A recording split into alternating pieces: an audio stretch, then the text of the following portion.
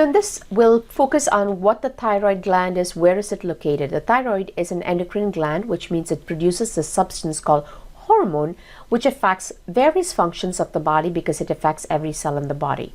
It's located right in front of your windpipe, right in the neck, just above the breastbone but below the Adam's apple.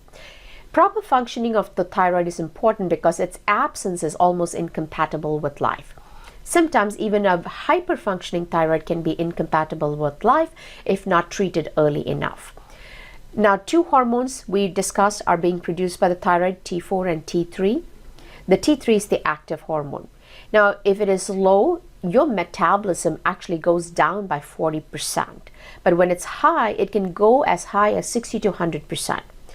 Because it gets into every cell, it triggers several cellular processes. Let's look at the effect on metabolism.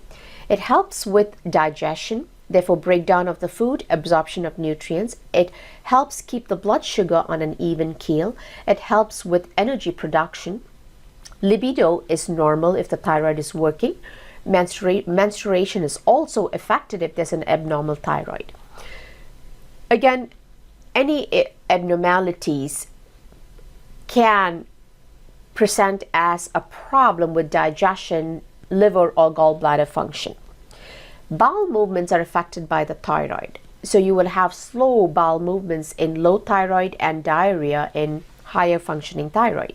Brain functioning, alertness, sleep, and mood is affected by the thyroid.